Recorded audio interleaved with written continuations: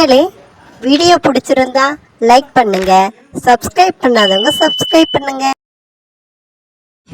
இப்படியே நான் கஷ்டப்படணும். நீ எத்தனை நாள் தான் எழுதி வச்சிருக்கான்னு தெரியல இந்த ஆண்டவன். எனக்கு ஒரு விடிவு காலம் வர மாட்டுது. பொழுது விடிஞ்சதுலேருந்து பொழுது சாயிற வரைக்கும் வேலை ஓய மாட்டுது. யாரை சொல்லி என்ன ஆக போகிறது? எனக்கு பார்த்ததும் சரியில்லை, நான் பெற்றதும் சரியில்லை. ஒன்று ஒரு மாதிரி இருக்கு. இப்போவே கையை வலிக்குது, காலை வலிக்குது, இடுப்பை வலிக்குது, கண்ணு கூட சரியாக தெரிய மாட்டுது. கொஞ்ச நேரம் வெயிலில் நிற்க முடியல. 1008 பிரச்சனை என் உடம்புல இருக்குது. ஆனால் எனக்கு வந்து பெற்றதெல்லாம் ஏதாவது ஒரு வேலை செய்தா கூட மாட காலையிலே 2 எங்கே போச்சுன்னு தெரியல. அம்மா தனியாக ஒண்டியாக கஷ்டப்படுவாளே, அவளுக்கு ஏதாவது கூட மாடவே உதவி செய்யணும். ஏதாவது இருக்குதா பாரு. அது தூங்கி ஏந்துக்குது, பல்ல வளர்க்குது, காப்பி குடிக்குது, எங்கேயோ போயிடுது. அதோட மறுபடியும் தின்றதுக்கு வருது, அப்புறம் மறுபடியும் கிளம்புது, அப்புறம் தின்றதுக்கு வருது. மற்ற இடையில எந்த வேலையும் எதுவும் செய்ய மாட்டுது. ருக்கா ருக்கா, என்னடி செய்யற? ஆமாம், நான் என்ன செஞ்சு என்ன ஆக போகிறது? நான் பெத்த மாவுலையே ஏன்டி இப்படி புலம்பியே சாவற? சொல்லு பார்க்கும். நானும் உன்கிட்ட எத்தனையோ தடவை சொல்லி விட்டேன், புலம்பாதடி, என்ன நடக்கணுமோ அது நடக்கும் சொல்லிட்டேன். நீ ஏன் தான் அப்படி புலம்புறியோ தெரியல. ஏமா எல்லாம் சரியா இருந்தா நான் எதுக்குமா புலம்ப போறேன்? சொல்லு பார்க்க. நீ ஏன் பார்க்குறேன்? இங்கே பாரு, நான் எவ்வளோ தனியாக ஒண்டியாக சமையல் செஞ்சுன்னு இருக்கிறேன். எங்கேயாவது எனக்கு பிறந்தது எங்கேயாவது இருக்குதா பாரு கூட. ஏண்டியா சிலிண்டர் அடுப்பு இருக்குல்ல, கேஸ் அடுப்பு, அது செய்ய வேண்டித்தானே? எதுக்கு இந்த அடுப்பில் வந்து ஊதிக்கின்னு இப்படி ஆனல்ல உட்காந்து கிடக்குற? ஆமாம், எனக்கு ஆசை பாருமா. நான் வந்து இந்த அடுப்பில் வேலை செய்யணும். சிலிண்டர் ஒன்று தான் இருக்குது, அந்த ஒன்று தீர்ந்து போச்சு. அடுத்து அது வண்டி வர வரைக்கும் வெயிட் பண்ணணும். அதுக்கு தான் இன்னொரு சிலிண்டர் வாங்கி கொடுன்னு சொன்னேன். அதையும் என் வீட்டுக்கார் வாங்கி தரல. கேண்டியா அதுக்கு என்னடியா? அண்ணன் வீட்டில் இருக்குல்ல, நாங்கள் 2 சிலிண்டர் தானே இருக்குது. இன்னொரு சிலிண்டர் எடுத்து வந்து பூட்டிக்க வேண்டியது தானே? அப்புறம் வண்டி வந்தோடனே வாங்கி அவள்கிட்ட கொடு. ஆமாம், அப்படியே கொடுத்துருவாங்க. கேண்டியா ஏன் என் பையன் கொடுக்க மாட்டானா என்ன? அம்மா நீ வேறம்மா, அண்ணன் கொடுத்தாலும் கொடுத்துரும். ஆனால் அண்ணனுக்கு ஒருத்தி வந்திருக்கா பாரு, ஓ மருமவ, அவள் கொடுக்க மாட்டா. அவள் ஒரு வாய் மூஞ்ச வச்சுக்கிட்டே அப்படியே வேண்டாம் வெறுப்பா கொடுப்பா. ஆமாம், அவள் கொடுக்க மாட்டா. கொடுக்காம எங்கே போயிட போறா? அவன் என்ன சொல்றது? என் பையன் சம்பாதிச்சு சிலிண்டர் வாங்குறான், அவளுக்கு என்ன உரிமை இருக்குது? அவள் தரமாட்டான்னு சொல்றது. நீ வா, நான் எடுத்து தரேன். ஆமாம் போமா. நான் எங்கள் மாமியார் வீட்டில் இருந்தப்பயே கொஞ்சம் மரியாதை இருந்தது. எப்போ இங்கே நீ வீட்டோட மாப்பிள்ளையா வான அவரை கூட்டின்னு வந்தியோ அதுலேருந்து என்னை மதிக்கிறதே கிடையாது அண்ணன் வீட்டு குடும்பம். யாண்டி யார் என்ன சொன்ன? யார் அப்படி எதுவும் சொல்லியிருக்க மாட்டாங்களே. நீ யார் எதாவது நினச்சிக்காத. ஆமாம் போமா, நீ தான் அண்ணனையும் அவன் பொண்டாட்டிக்கு மெச்சிக்கணும். சரி விடு, எதுவும் பேசாத. நானே அவளை கொஞ்சம் மிரட்டி வைக்கிறேன். இப்பயும் மிரட்டி தான் வச்சிருக்கிறேன். இரு இன்னும் கொஞ்சம் ஏதாவது பேசி மிரட்டி வைக்கிறேன். உனக்கு இல்லாத உரிமை அவளுக்கு என்ன? அம்மா அண்ணி மட்டும் இல்லை, அண்ணன் கூட வர என்னை கண்டுக்கவே மாட்டுது. பக்கத்தில் தான் இருக்கிறேன் நானும். ஆனால் என்னை ஒரு 8 கூட வந்து பார்க்க மாட்டுது. என்ன ஏதுன்னு ஒரு வார்த்தை கூட பேச மாட்டுது. நான் எப்படி இருக்கிறேன், ஏதா இருக்கிறேன், நல்லா இருக்கேனா நல்லா இல்லையா எதுவுமே வந்து பேச மாட்டுது. அண்ணன் கல்யாணம் பண்ணுறதுக்கு முன்னாடி என்னை எப்படி தங்க மாதிரி பார்த்துக்கோ. இப்போலாம் பொண்டாட்டி வந்ததுக்கு அப்புறம் என்னால் கண்டுக்கிறதே இல்லை. என்னோட நான் தான் சொல்கிறேன்ல, அதெல்லாம் ஒன்றும் கிடையாது சரியா? நீ அங்கே உங்கள் மாமியார் குடும்பப்படுத்துகிறான்னு சொன்னனால தான் உன்னை இங்கேயே கூட்டின்னு வந்து நான் வச்சுக்கிறேன் பக்கத்துலேயே. மாப்பிள்ளையோ வீட்டோட மாப்பிள்ளையோ இருங்கன்னு சொல்லி அவர்கிட்ட கெஞ்சி கூத்தாடி கூட்டின்னு வந்து வச்சிருக்கிறேன். நீ மறுபடியும் இப்படி பேசினா எப்படி? இங்கே வந்து ஒன்றும் பிரயோஜனம் இல்லைம்மா. நான் அங்கேயே இருந்திருக்கலாம்.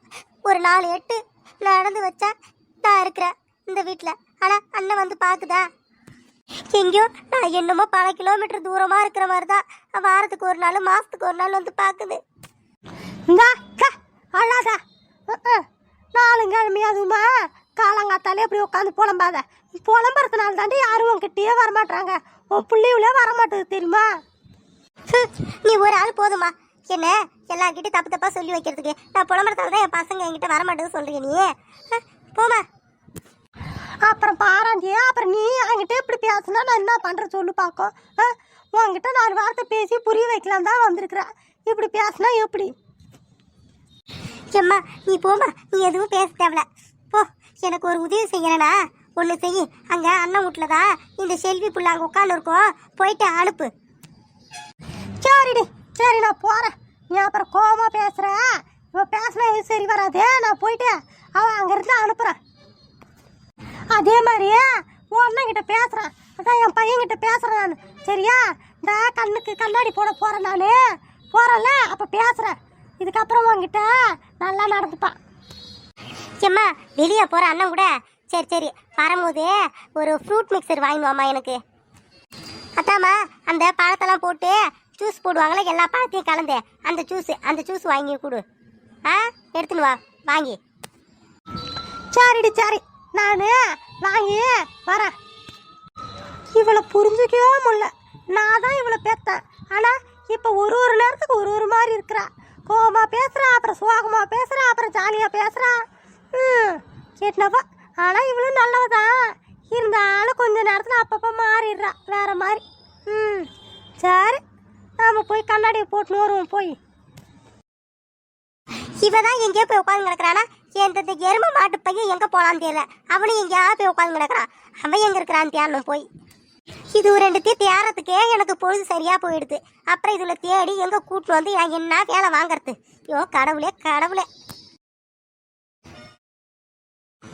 சின்ன செல்லி, காலையிலே எங்கள் வீட்டுக்கு வந்திருக்க. உங்கள் அம்மா சும்மாவே கத்துவாங்க. நீ வேற காலங்காத்தாலே எங்கள் வீட்டுக்கு வந்திருக்க. எதுவும் சொல்ல மாட்டாங்களா? ரேணுகாக்கா அதெல்லாம் செல்வி சமாளிச்சுப்பா. அவளுக்கு தெரியாத வித்தியே என்ன? சி சும்மா இருங்க. காலையிலே உங்களுக்கு நான் கிடைச்சிட்டேன் ஓட்டுறதுக்கு. எங்க அம்மா திட்டினா என்ன? அதுக்காக நான் அங்கேயே இருக்க சொல்றியா? எங்க அம்மா ஏசுறத பத்தி நீங்க கேட்டிருக்கீங்க. அங்க யாராவது உட்கார்ந்து இருக்க முடியுமா? அந்த தைரியம் எங்களுக்கு இல்ல, உனக்கு நல்லாவே இருக்கு. பூமாரி ஒன்னும் அவசரப்பட வேணாம். இன்னும் ஒரு கொஞ்ச நேரம் பொறுத்துரு. அவங்க அம்மா விளக்க மாதிரி எடுத்துன்னு வராங்களே இல்லையான்னு பாரு. அக்கா என்னக்கா நீங்க ஒரு ஆள் போதும் போல எங்க அம்மா கிட்ட சொல்லி என்ன அடக்கி வைக்கிறதுக்கு. ஏதோ நானே நைஸா அங்க இருந்து இங்க கிளம்பி வந்துட்டேன். நீங்க ஏன் போய் கோத்து விட்டுருவீங்க போல. பின்ன எங்களுக்கு வேற என்ன வேலை? உன்னை உங்க அம்மா கிட்ட கோத்து விடுறதோ, உங்க அம்மா உன்னை நல்ல நல்ல வார்த்தைகளா திட்டுறதோ, அதை கேட்கறதுக்கு எங்களுக்கு காதுகளுக்கு இனிமையா இருக்குண்டி. இருக்கட்டும், ஒரு நாளே நான் பாத்துக்கிறேன். எங்க அம்மா எங்க கிட்ட எப்படி கத்துறாங்களோ அதை விட உங்க 2 பேரும் எப்படிலாம் ஏசிருக்காங்க. நேரம் வரட்டும், அப்ப நான் பார்த்து ரசிக்கிறேன் பாருங்க. என்னடி பூமாரி செல்வி சாபலாம் விடுறா? ரேணுகாக்கா அவ கிடக்குறா சும்மா இப்படிதான் அப்படி இப்படி தாம் தூன்னு பேசுற வேண்டியது. அவங்க அம்மா வந்துட்டா அப்படியே பொட்டி பாம்பு மாதிரி அடங்கி போயிடுவா. சரி, என்ன கேள்வி கேக்குறீங்களா? நீங்க எதுக்கு சும்மா இருக்கீங்க? உங்க வீட்டுல 2 பொட்ட பிள்ளைங்க. நீங்க போயிட்டு அத்தை கூட போய் வேலை செய்ய மாட்டீங்களா? எங்க அம்மா தங்கமான அம்மா. எங்க அம்மா எங்களை எதுவுமே சொல்ல மாட்டாங்க. வேலை செஞ்சா செய்யணுவாங்க, செய்ய விருப்பம் இல்லையா போய் ரெஸ்ட் எடுன்னு சொல்லுவாங்க. அதானே, அப்படி சொல்லுங்கக்கா. அக்கா நீங்களே இப்படி பேசலாமா சொல்லுங்க? எங்களுக்கு எல்லாம் மூத்தவங்க நீங்க தான் 4 வேலை செய்யுங்க அப்படி சொல்லி அட்வைஸ் எல்லாம் பண்ணணும். நீங்களே இப்படி பேசலாமா? ரேணுகாக்கா உங்களை பத்தி செல்வி முழுசா புரிஞ்சுக்கல போலக்கா. என்ன நான் முழுசா புரிஞ்சுக்கல? அப்படி நான் புரிஞ்சுக்காத சொல்லுங்க பாக்கோம்.